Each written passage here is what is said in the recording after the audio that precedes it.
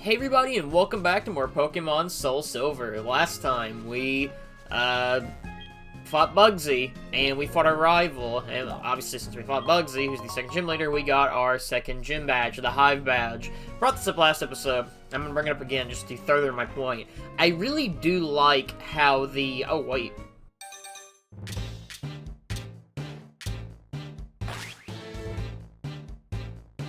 And our egg hatch. So we have a Togepi now. So I guess we'll quickly talk about Togepi. Well, before, I just want to say, I like how the Hive badge looks. Looks like the back of a ladybug. It's really cool. But Togepi, Professor Elm's calling. He's gonna ask us about Togepi real fast, you know. He'll just be like, oh, you know, that's amazing. Togepi hatch from that. It's not like it's the most well-known egg Pokemon, but, I mean, to be fair, Togepi came in, like, I don't know, because I was younger, if Togepi got revealed in the anime before Gen 2 came out. I want to say it did, but I'm probably wrong on that. But, yeah, as you've probably seen here, Kurt will make apricorns for you. I should have mentioned in the last episode my little TED Talk about apricorns. Apricorns are really cool. I brought it up before. You can give these things to Kurt, and he'll make Pokeballs. It takes a day to make them, but I recommend doing these, because you're going to be catching a lot of legendaries later on, and the more Pokeballs, the better, basically. Thankfully, in these games, there is no, like, limited amount of, like, items you could have in your bag. I'm so glad they got rid of that. But, yeah, we're gonna go into Ilex Forest. But before we do, I want to talk about Togepi. So, Togepi is a mysterious egg Pokemon. In Gen 4, it is a normal type. However, Gen 6 onwards, it would become a fairy type. I personally think it's more useful as a fairy type, but it's still not bad.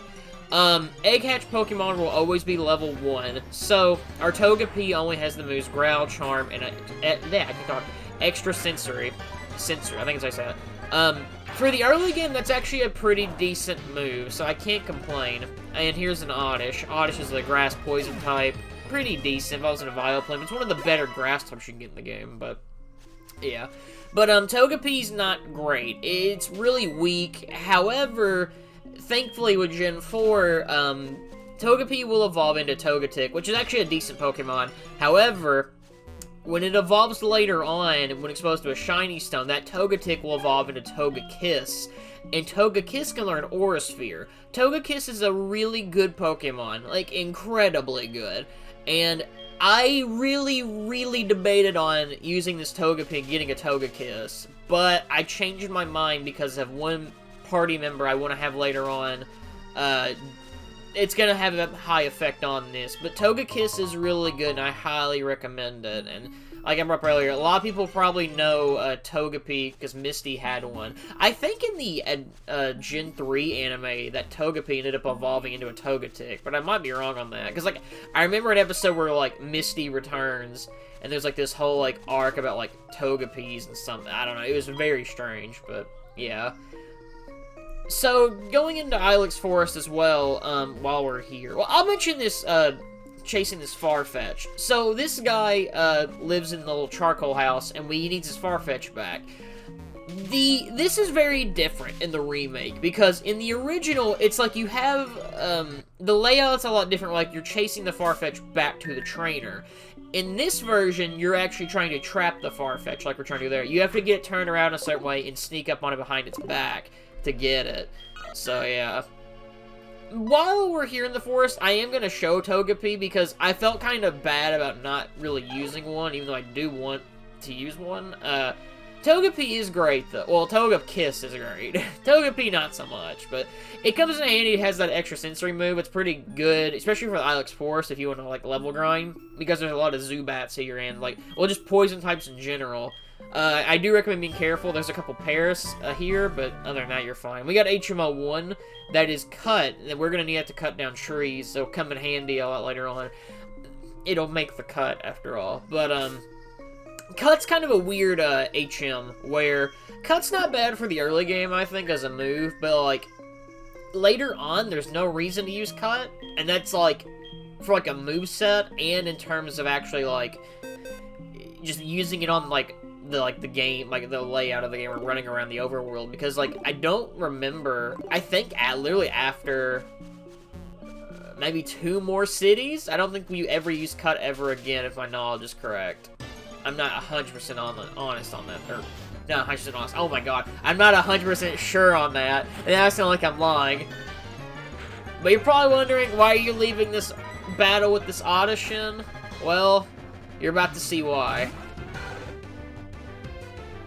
I do recommend Oddish, honestly. Like, if you want a decent grass poison type, Oddish is not a bad Pokemon. You know, it evolves into Vileplume later on, and in Gen 2, it actually got a new evolution with Blossom. Blossom's not that good, but Vileplume is good.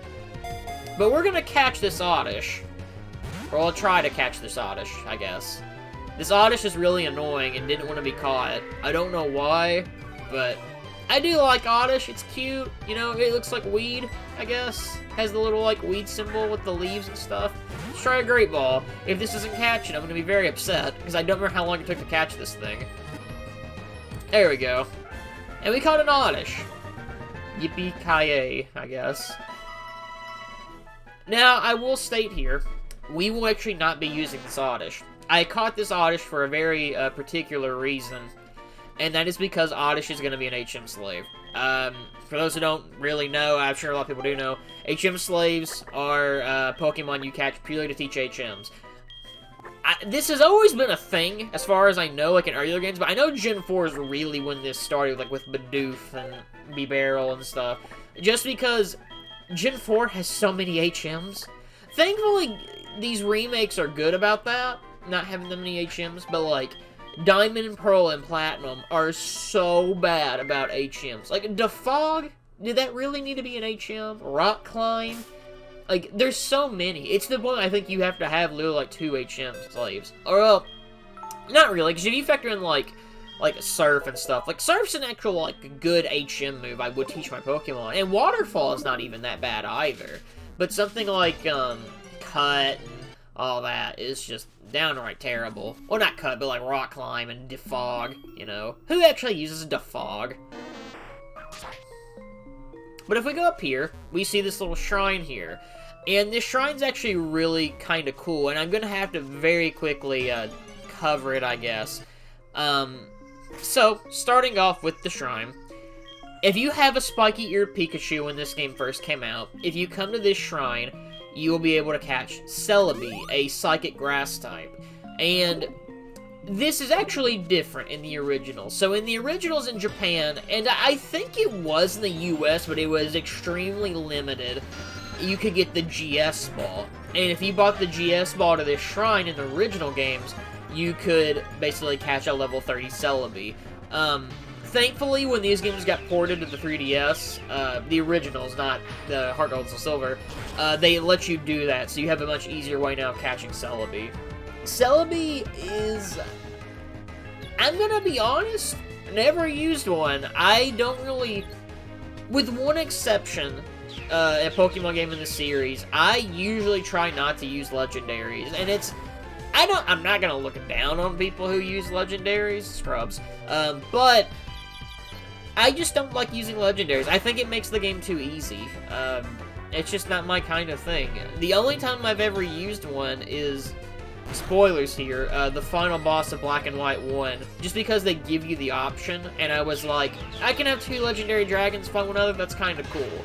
But that's it. Like, I've really never used, like a Rayquaza. Well, I tell a lie. The Delta episode, I do use Rayquaza there, but that's the excuse. But like, besides that, don't really use Legendaries a whole lot. Celebi's not awful, though. Psychic Grass isn't a horrible type, it's cute, you know. Celebi got its own movie, Pokemon Forever, probably one of the worst Pokemon movies out there, I'd argue. Yeah.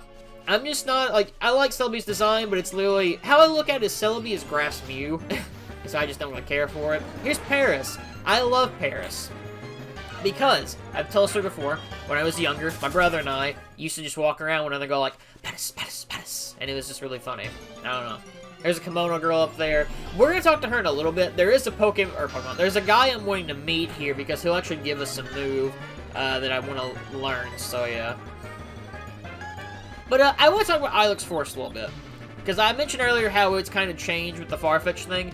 In the original, it is slightly different in a way. So, in the original, and this is likely due to just being on the Game Boy Color, when you came to this forest, it always appeared as nighttime when entering here. Obviously, as you can tell in the remake, you can see, like, light and stuff in here, so you can still tell when it's, like, daytime and nighttime and stuff, which I do like. That's a really nice touch to add for the original, so, yeah. There are a couple things, like, I didn't bring up about the Celebi. I did mention about you having, like, a spiky-eared Pichu. This is basically, when the game first came out, they give you a unique Pichu. I'm bringing this up here now for a reason, and this is a terrible reason, but it's because I don't know if I'll be able to show off that event.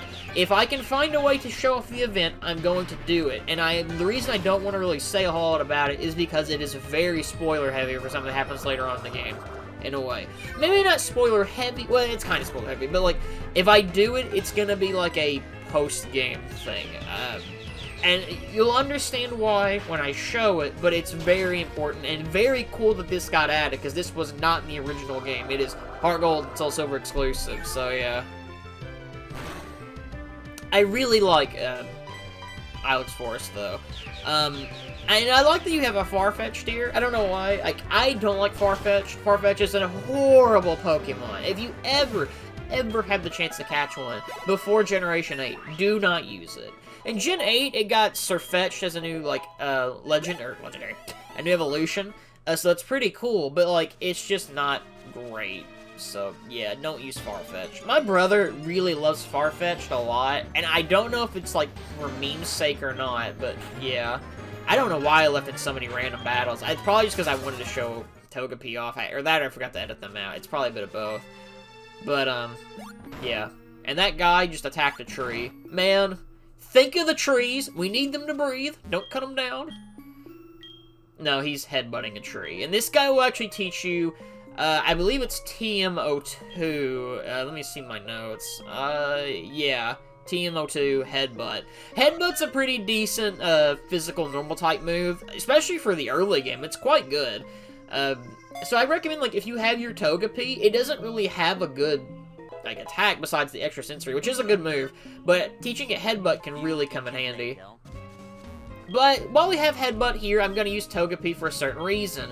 And if you come to this tree by the Pokemart, or any of the trees, you can have the chance to catch your Pokemon, if it'll come out and attack you. And we're catching this one, motherfucking Haircross, baby. Level 3 Haircross, one of my favorite bug-type Pokemon ever. Haircross is bug fighting, and it's a cool-looking beetle type. It's so cool. So, I'm getting really excited over Haircross, I know, but I love Haircross. Haircross has a really great physical attack stat. It's just really high. Haircross is a really good type, minus the 4 times flying a weak. I'm so excited. I'm tired. It's really sad. The 4 times weakness to flying type. The good thing is, though, is it can really deal out a lot of damage against others. So you can actually teach your Haircross like a rock type move if you wanted to deal with that. With the type, you're not only really getting a great fighting type, especially fighting type moves like close combat later on, but you're also getting one of the best bug type moves with Haircross, known as Mega Horn. Mega Horn's not going to come in for like level 55, but Haircross is great. And Haircross is really going to come in handy for the next gym, and I really, really wanted to use a Haircross because it's really hard to catch, and you can only get it, like, very rarely. But if you go to that tree by the Pokemon, it's one of the best places to get it. So, yeah. Haircross is fantastic. In Generation 2, I mentioned before, introduced 2 of my favorite bug types, being Haircross and Scizor. And I'm not going to lie, I'm going to kind of talk some shit on Haircross real fast. I almost didn't use Haircross. If I could have played this game and actually done the trade where I can catch a Scyther and trade it to get a Scizor, I would have picked Scizor. And because I can do that, I went with Haircross. But please, if you play these games or any Pokemon game with Haircross, do not let that stray you away from Haircross. Haircross is great. Very, very good. It's not going to get a fighting type move until level 19, unfortunately. But even till then, I can teach it normal type moves and still do quite a few decent attacks. I debated on see if I could teach it U-turn, but apparently you can't, which is surprising because it's a bug type move. I don't know why Haircross can't learn that, but still. I love Haircross. As you can probably tell, I'm really excited. Haircross is most Pokemon, like, it's really low level now. And while it's going to take some time to get, like, up to speed with it, I can promise you when I say that Haircross is going to be one of the best team members we're going to have in this entire LP. I'm not even kidding. Haircross is really, really good. And, you probably do know, if you watch the show, Haircross is a Pokemon that Ash caught. I think it's actually the first Pokemon Ash caught in the Johto region, which is pretty cool. In the episode it shows up in, I remember it's fighting a Pinsir, which is really cool, because Pinsir is also really cool. I really like Pinsir a lot. I'm actually reading, a manga right now called Chainsaw Man, and there is a devil in that manga that really reminds me of Pinsir. And we have another Kimono Girl. And apparently it's not the same Kimono Girl from the Violet City that we met, so yeah. And Haircross will show her the way out, because Haircross is a Chad.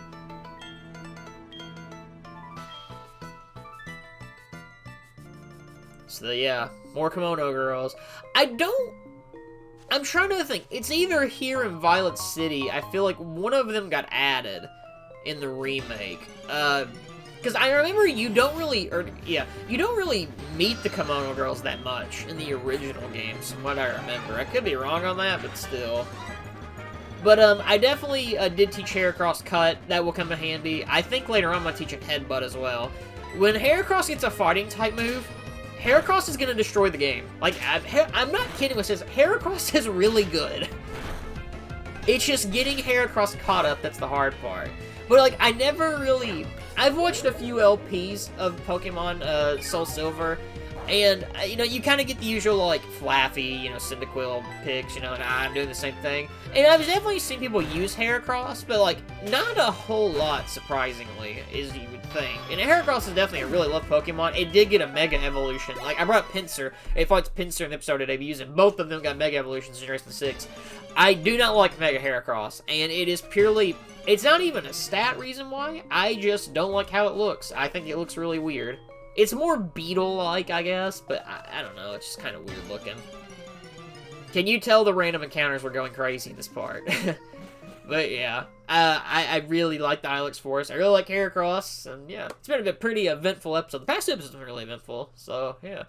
Next time Pokemon SoulSilver, we're actually going to be heading our way to the next, not the gym, the next city with the gym, which is Goldenrod City. We're going to be doing some more training with Haircross. Be a really eventful part, so join me next time for more Pokemon SoulSilver.